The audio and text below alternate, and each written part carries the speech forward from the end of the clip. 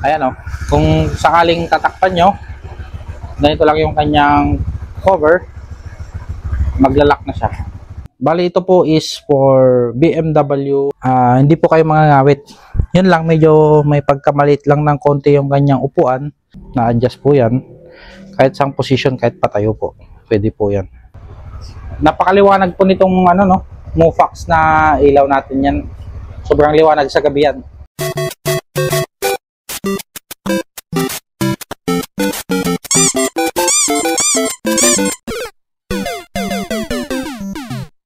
What's up guys, for today's video, bali re-review nga pala natin kung ano yung mga na-upgrade natin dito sa ating CB150X Honda.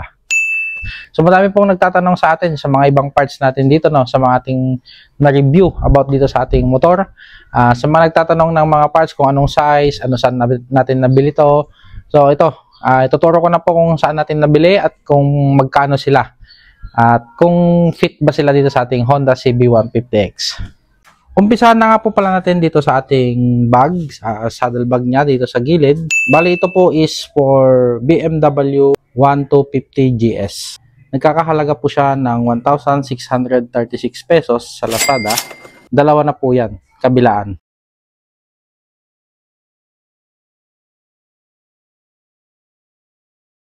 Ang brand niya po is Motowolf. Sunod naman po natin dito is cellphone holder. Ayan, Motowolf din po yan na original. Adjustable na din po pala siya. Na-adjust po yan. Kahit sang position, kahit patayo po. Pwede po yan. Ayan, nandito po yung kanyang pihitan para mahigpitan. Ayan, original Motowolf po siya. Nagkakahalaga po to ng 345 pesos sa Lazada. Ayan. Motowolf cellphone holder. Sunod na din po natin itong Motowolf na original skid plate, slider, crash bar.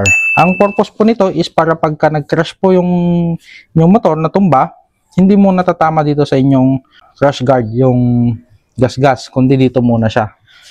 Para pagka totally damage siya, pwede nyo palitan ito agad. Kabilaan na din po yan, Ito po yung kanyang partner. Ayan, malaki po ito, yung malaki. Andiyan naman po sa screen yung pricing. Sunod na din po natin tong saddle bag nating nabili. Sa Lazada pa rin po yan. Pares na po yan siya. Ito naman po yung isa dito sa kabila. Bali, madami po siyang pwedeng mailagay dito sa loob. Mga tools. Tapos, mga ganyan lang siya. Magic tape lang po yung kanyang mga panglagay. Sunod na po pala natin dito is yung kanyang heavy duty na crash guard. Bali, nabili po natin to sa Lazada ng 4,200 pesos. Set na po yan Matibay po, kasama na po yung kanyang mga bolts. Ayan. Kasama na din po tong crash guard dito sa engine niya. Ayan. Pati yung mga nuts and bolts, kasama na din po yan.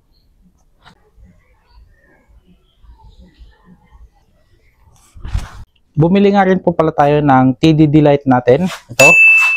Bali, napakalakas po nito, Kaya nilalagyan, binili ko po tong cover, separate pa po to. Mofax. Ayan, nabili natin to sa Black App, sa TikTok, kaya wala dito sa screen. Pero papakita ko na lang yung sample niya, Tapos, separate po yung binili nating bracket niya. Pang BMW. 500 pesos po, pares na po yan. Tignan po natin tanggalin muna natin itong takip.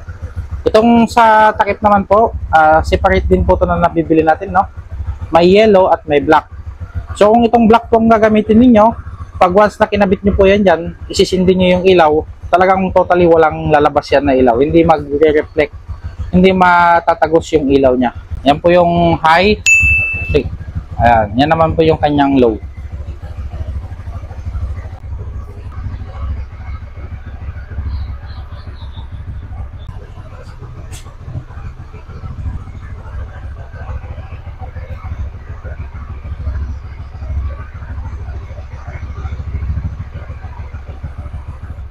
Next naman po natin is yung kanyang mini driving light.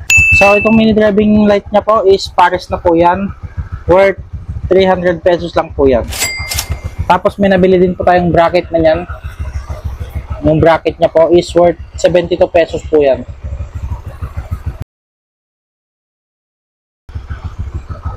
Bali yan po yung kanyang high. Ayan naman yung kanyang low. Yellow din. Napakaliwanag po nitong ano no, Mofax na ilaw natin yan. Sobrang liwanag sa gabi yan. So yung mini driving light is kontento na din ako sa kanyang ilaw, kaya nilalagyan natin ng cover nito. So itong cover naman po, makikita nyo po sa screen kung magkano. Each po yan ha, each. So dalawang order ang kukunin nyo para dalawa din yung ilalagay ninyo. Ayan o, kung sakaling tatakpan nyo, ganito lang yung kanyang cover, maglalak na siya. Ayan. Hindi lalabas yung kanyang ilaw, hindi tatagos.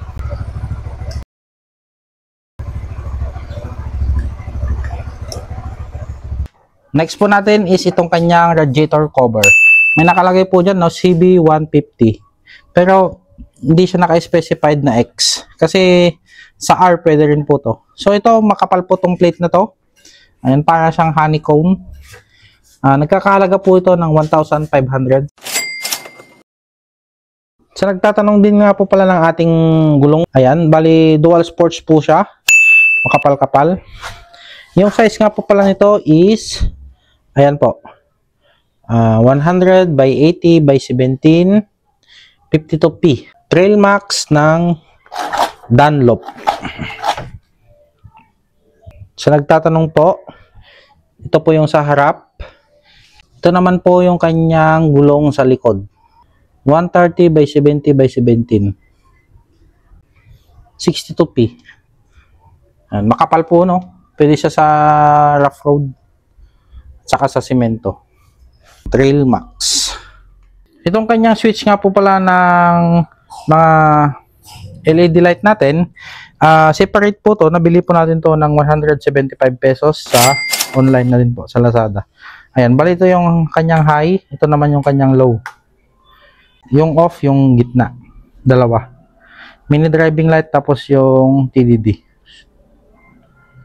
Ito naman pong aluminum kickstand foot niya para po hindi mailubog kung sakaling basa yung paglalagyan ninyo. Lulubog po kasi ito, manipis yung kanyang bakal. Ayan, bili po tayo ng ganyan. Ayan, nandito po sa screen yung kanyang price. Next po natin is itong kanyang top box. So, aluminum po siya na may halong hard plastic. Bali, 28 liters nga po pala top box. So, ganito po siya pag in-open, no? Medyo magulo lang. May mga packet na din siya. Tapos, honeycomb. Ayan, leather. Tama lang na paglagyan ng mga tools at kapote natin. May kasama na din pong dalawang susi yan. Bali, ganyan yung kanyang lock. Separate po natin nabili itong kanyang tali dito sa kanyang top box. Pang lagyan ng mga gamit kung may iipit ka pa dito.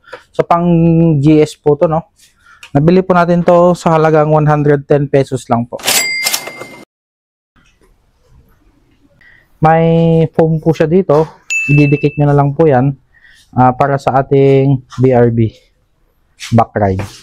Maganda din po siya, no? Kasama na nga rin po pala yung kanyang plate. Itong plate niya. Ito nga po palang shad na bracket na yan is dati ko na po yan na nandito nung binili ko dahil second hand ko pong nabili tong motor. Next, ito naman pong mga kanyang paddings, mga goma na paddings. Sa Shopee po, marami pong parts itong CCB natin na 150X. Ayan, meron pa dito sa gilid. Tapos meron pa po yan dito sa gilid dito. Hindi ko lang po nilagay. Shopee po, marami pong parts to CCB natin. Nagpalit na nga rin po pala tayo ng kanyang tensioner dahil yung kanyang stock tension is maugong na po. Kaya pinalit po natin yan is yung pang CRF. Matibay-tibay po yun, no? So sa makina, okay naman po siya, hindi wala pa tayong pinagalaw dito. Change oil lang po at saka mga tune up. Sa kanya naman pong kadena at sa kanyang sprocket, ayan, stock size pa rin po yan pero nabago na po yan. Nung nabili ko na second hand, yan na po yung nakakabit. Pati yung gulong po pala, stock niya na po yan na nabili ko. Bali, si seller, binigay niya na din po sa akin yung stock na gulong niya yan dati. Bali, napakatipid nga po pala ng motor na to sa gas consumption niya, no? Bali, tumatakbo po siya ng 42 to 45 kilometers per liter po yan. Maganda po siya pang adventure at saka pang daily service. Ito po yung nagustuhan ko dito dahil malayo po yung aking trabaho, tapos yung gasolina ang iniisip ko. Ayan. At least kada one way ko is 22 kilometers. So yung 1 liter ko po pang isang araw ko na po yun. Bali, sa riding position po natin, ayan, napaka-relax po at komportable ng magiging rider po dito. Hindi po kayo mangangawit. Yun lang, medyo may pagkamalit lang ng konti yung kanyang upuan, pero okay na din. Tigil-tigil naman tayo pagka naglo-long ride, tapos medyo inat-inat ng konti. Bali, sa seat height nga po is I'm 5'10". Ganito po yung aking tayo dito. Kung medyo masikip yung pantalon mo, medyo magtitipto ka lang ng konti. Pero kung medyo maluwag, ayan, nakalapat yung inyong paa sa floor. I'm 5'10". Ayan, ganito po yung kanyang riding position. Pwede pa po kayong maglagay ng riser sa kanyang handlebar para medyo mas relax pa po kayo. Pero nakaganyan na po kayo niyan. Sound check po tayo. Medyo malalim lang yung kanyang susian, no? Ayan. Mileage niya pa lang po sa akin yan is 10,000 kilometers.